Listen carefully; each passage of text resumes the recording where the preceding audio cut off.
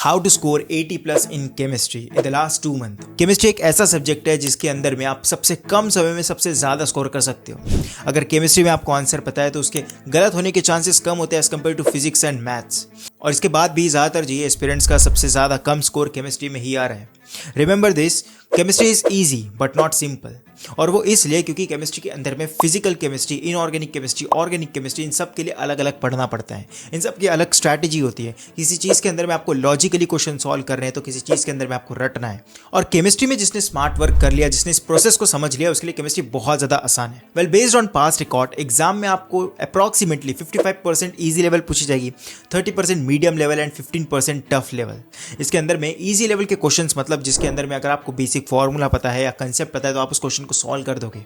Medium level का मतलब होता है जिसके अंदर में 1 या 2 कंसेप्ट को यूज़ किया गया है। ऐसे कंसेप्ट जिसके अंदर में आपको थोड़ा सोचना पड़ेगा, आपको थोड़ा लॉजिक लगाना पड़ेगा, ऐसे क्वेश्चंस। और टफ क्वेश्चन मतलब जिसके अंदर में 2 से ज़्यादा कंसेप्ट मिक्स हो रहे हैं, ऐसे जिसके अंदर में आपको हर एक एक्सेप्शन पता रहना ज़रूरी है।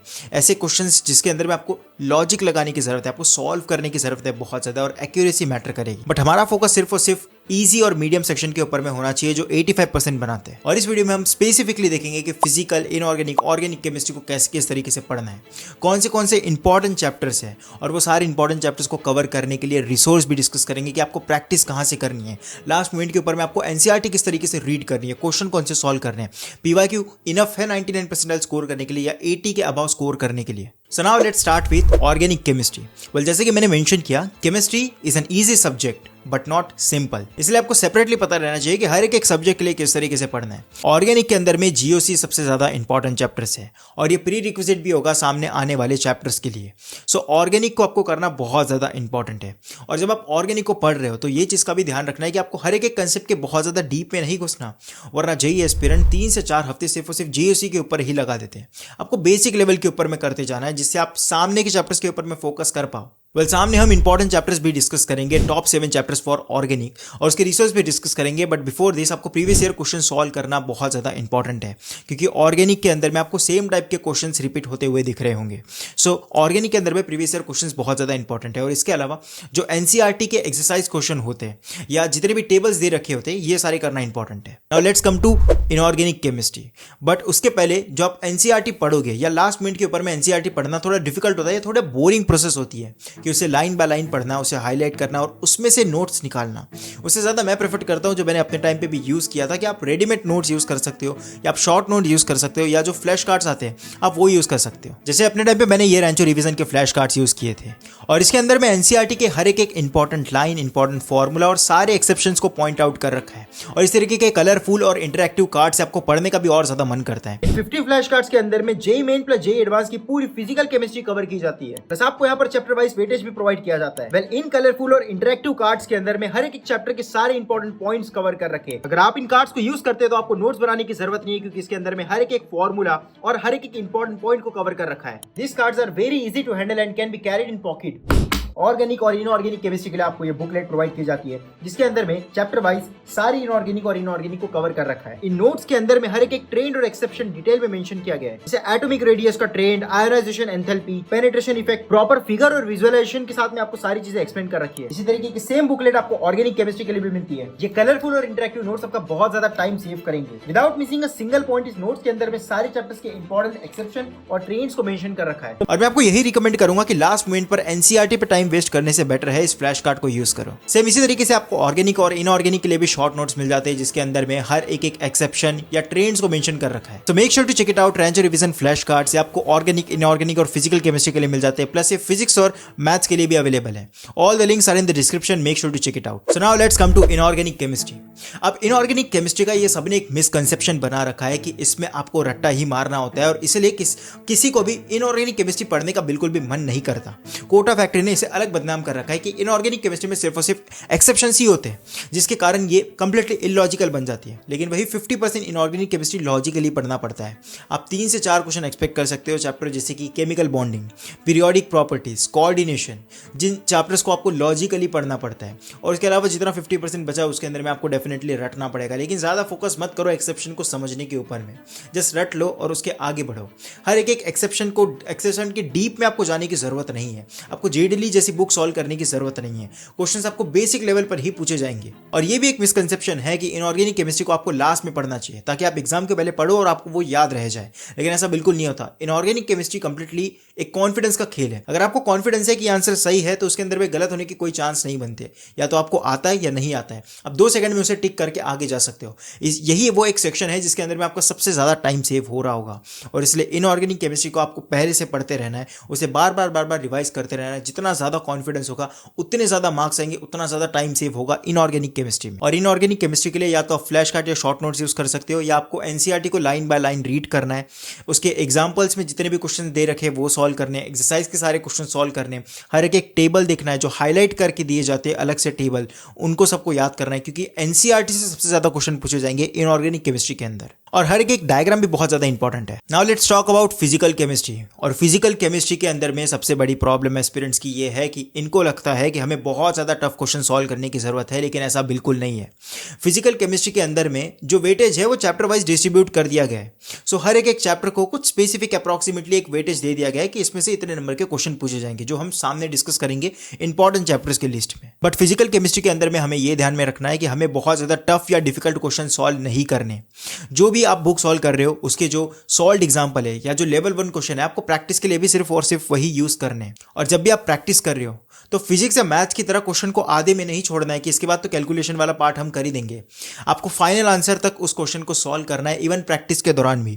जब तक उसका फाइनल आंसर नहीं हो जाता आपको उसको मैच कराना है ऑप्शन के साथ या करेक्ट ऑप्शन के साथ, क्योंकि न्यूमेरिकल वैल्यूज के अंदर में सबसे ज्यादा आपको फिजिकल केमिस्ट्री के ही क्वेश्चन पूछे जाएंगे, जिसके अंदर में हर एक अप टू 2 डेसिमल वैल्यूज तक आपको बहुत ज्यादा मैटर करेगा वो आंसर। वो फाइनल आंसर निकालने की एक्यूरेसी बहुत ज्यादा मैटर करेगी फिजिकल केमिस्ट्री। और जैसा कि मैंने मेंशन किया कि डिफिकल्ट क्वेश्चन या डिफिकल्ट चैप्टर करने की बिल्कुल जरूरत नहीं है। लोग 2-2, 3-3 हफ्ता सिर्फ आयोनिक इक्विलिब्रियम चैप्टर के ऊपर में लगा दे रहे हैं। अगर आपने अभी तक वो चैप्टर नहीं कर रखा तो उसे छोड़ दो, और अगर आपने कर भी रखा है तो उसे बहुत बेसिक लेवल तक करना है, जिससे अगर कभी कोई आसान सवाल आ गया तो आप उसे सॉल्व करो। मैं एडवांस की बात नहीं कर रहा, मैं मेंस की बात कर रहा हूं। इस पूरे वीडियो में हमारा फोकस सिर्फ मेंस पे होगा, और मेंस के लिए आयोनिक इक्विलिब्रियम इतना ज्यादा इंपॉर्टेंट चैप्टर्स नहीं है, हार्डली उसमें से एक क्वेश्चन पूछा जाएगा। और फिजिकल केमिस्ट्री के अंदर में ऑलमोस्ट सारे ही चैप्टर इंपॉर्टेंट है, तो आपको हर एक चैप्टर का कंसेप्ट पता होना चाहिए, फॉर्मूला पता होना चाहिए कि अगर एप्लीकेशन बेस कोई भी सिंपल सवाल आ गया तो आप उसे सॉल्व कर पाओ। नाउ प्रैक्टिस के लिए आप जो भी बुक सॉल्व कर रहे हो आप उसके सॉल्व एग्जांपल सॉल्व कर सकते हो, लेवल 1 क्वेश्चन सॉल्व कर सकते हो, प्रीवियस ईयर क्वेश्चन आप सॉल्व कर सकते हो। प्रीवियस ईयर क्वेश्चन यहां पर भी इंपॉर्टेंट रहेंगे, क्योंकि ज्यादातर क्वेश्चन में ऐसे देखा गया 24 बैच में कि बस आपको वैल्यूज चेंज करके दे दिए। एनसीईआरटी वैसे तो फिजिकल केमिस्ट्री के अंदर में करने की जरूरत नहीं है, लेकिन जो उसके एक्सरसाइज के क्वेश्चन है वो थोड़े इंपॉर्टेंट होते हैं, वहां से आप उसकी प्रैक्टिस कर सकते हो। Now let's come to the point कि वो कौन से इंपॉर्टेंट चैप्टर्स है जिसे आप कर लेते हो तो आप इजीली अबाव 60 अबाव 80 स्कोर कर सकते हो केमिस्ट्री के अंदर। ये सारे chapters based on pass data है, जिसमें जितने ज्यादा नंबर ऑफ क्वेश्चन है वो चैप्टर्स उतना ज्यादा ऊपर है। तो for organic chemistry first GOC, then alcohol, phenol, ether, and then amines, hydrocarbon, environmental chemistry, biomolecules, haloalkane and haloalkanes. पहले टॉप 7 चैप्टर्स है जिससे आप इजीली ऑर्गेनिक केमिस्ट्री के अंदर में 80 to 90% स्कोर कर सकते हो। और इन सारे चैप्टर्स के वन शॉट के लिंक्स आपको नीचे टेलीग्राम बॉक्स में मिल जाएंगे, प्लस इनके जो फ्लैश कार्ड्स है जिसमें एनसीईआरटी की लाइन बाय लाइन आपको हर एक इंपॉर्टेंट पॉइंट दे रखा है, उसे मैंने अपने टेलीग्राम चैनल पे अपलोड कर दिया है। Now let's come to physical chemistry. Physical chemistry के अंदर है solution, then thermodynamics, after this structure of atom, chemical kinetics, electrochemistry, surface chemistry and basic concept of chemistry. ये टॉप 7 फिजिकल केमिस्ट्री के वो चैप्टर्स है जिसे अगर आपने कर लिया तो आप 80% इजीली स्कोर कर सकते हो फिजिकल केमिस्ट्री में। ये फिर से याद रखना कि फिजिकल केमिस्ट्री में आपको बहुत ज़्यादा डिफिकल्ट क्वेश्चन सॉल्व करने की जरूरत नहीं है, बेसिक लेवल के क्वेश्चन सॉल्व करो, सॉल्व एग्जाम्पल सॉल्व करो। इसके रिसोर्स भी बड़े सिंपल है, जो भी आप रेफरेंस बुक सॉल्व कर रहे हो उसके सॉल्व एग्जाम्पल सारे करने, इलिस्ट्रेशन सारे करने और लेवल 1 क्वेश्चन सॉल्व करने। इसके बाद जाना है आपको सीधा प्रीवियस ईयर क्वेश्चन के ऊपर में, और सिर्फ इतना सफिशिएंट होगा आपको फिजिकल केमिस्ट्री करने में। बाकी जो लेस इंपॉर्टेंट चैप्टर्स है उसके भी आपको एटलीस्ट फॉर्मूला बेस्ड क्वेश्चन तो सॉल्व करते आने ही चाहिए, क्योंकि फिजिकल केमिस्ट्री के अंदर में ज्यादातर न्यूमेरिकल वैल्यू जो आपको क्वेश्चन पूछे जाते हैं उसमें बहुत इजी लेवल के क्वेश्चन होते हैं, बस आपको फाइनल आंसर सही निकालते आना चाहिए। So now let's come to inorganic chemistry. Inorganic chemistry में first of all coordination compound, S block, chemical bond, P block 15, 16, 17, 18, then D and F block, general principle and isolation of metals and then hydrogen. ये inorganic के top 7 chapters है जिसके through आप 80% score कर सकते हो inorganic chemistry में। ये इनऑर्गेनिक के टॉप 7 चैप्टर्स के आपको line by line NCERT read करनी है, सारे डायग्राम्स करने, उसके सॉल्व्ड एग्जांपल, पीछे जो एक्सरसाइज में क्वेश्चन दे रखे, प्लस इनऑर्गेनिक के अंदर में उसके सारे प्रीवियस ईयर क्वेश्चन कर डालो। और इनऑर्गेनिक केमिस्ट्री में हमेशा ये याद रखना है कि 50% लॉजिकल होगा, 50% जिसमें आपको रटना है, और जो चीजें रटनी है उसे अपने पूरे दिन में अलग अलग टाइम पे करने की कोशिश करो ताकि आप बोर ना हो। और केमिस्ट्री के अंदर, इनऑर्गेनिक केमिस्ट्री के अंदर आप जितने ज्यादा बार रटोगे उतना ज्यादा आपको कॉन्फिडेंस आएगा। इसलिए एग्जाम के जितने पहले इसे कंप्लीट कर सकते हो उतना ज्यादा आपके लिए बेटर होगा, क्योंकि इनऑर्गेनिक केमिस्ट्री में आपका सबसे ज्यादा टाइम बच रहा होगा। आप 2 सेकंड के अंदर में क्वेश्चन को टिक करके आगे निकल सकते हो। या तो आपको क्वेश्चन आता है या नहीं आता, बीच में गलत होने के कोई चांस नहीं होते। और केमिस्ट्री को सॉल्व करने के लिए जो आपका एस्टिमेटेड टाइम होना चाहिए वो होना चाहिए 35 to 40 मिनट्स, क्योंकि बहुत सारे एस्पिरेंट्स सोचते हैं कि हम 30 मिनट्स में इसे कंप्लीट कर देंगे, लेकिन वो उतना ज्यादा प्रैक्टिकल नहीं है, क्योंकि इन दिनों केमिस्ट्री के अंदर में आपको ज्यादा लॉजिकल क्वेश्चंस पूछे जा रहे हैं या आपको ज्यादा टाइम देना पड़ेगा कि आपको चारों ऑप्शंस को सॉल्व करके देखना पड़ रहा है, चारों ऑप्शन को चेक करना पड़ रहा है। इसलिए एस्टिमेटेड टाइम होगा 35 to 40 मिनट्स। इसके अंदर भी सबसे ज्यादा टाइम आपका इनऑर्गेनिक केमिस्ट्री के अंदर में बच रहा होगा। So let me repeat it once again, chemistry is an easy subject but not simple. थोड़ा कॉम्प्लिकेटेड है क्योंकि इसके अंदर में अलग अलग सेक्शन है, फिजिकल, ऑर्गेनिक, इनऑर्गेनिक, सबको पढ़ने का तरीका अलग है। लेकिन अगर आपने स्मार्ट वर्क कर लिया, अगर आपको करेक्ट वे पता है इसे पढ़ने का, अगर आपको पता है कि करेक्ट हमें कौन से चैप्टर्स करने, कौन से टॉप 7 चैप्टर्स करने हैं, तो केमिस्ट्री बहुत ज्यादा ईजी है। इसमें क्वेश्चन आपको डिफिकल्ट लेवल के नहीं पूछे जाएंगे, क्वेश्चन वही बेसिक लेवल के होंगे। ट्रस्ट मी, जिन लोगों ने कोई बड़ी बड़ी रेफरेंस बुक सॉल्व नहीं कर रखी, वो भी अगर इस स्ट्रैटेजी को यूज कर ले आने वाले 2 महीनों के लिए, तो वो भी इजीली 70-80 तक स्कोर कर सकते हैं केमिस्ट्री में। And make sure to check it out, rancher revision flash card, और इसकी फ्री पीडीएफ मैंने अपने टेलीग्राम चैनल पे भी अपलोड कर दी है। I hope this video will help you. This is Deraj from IIT Madras signing of.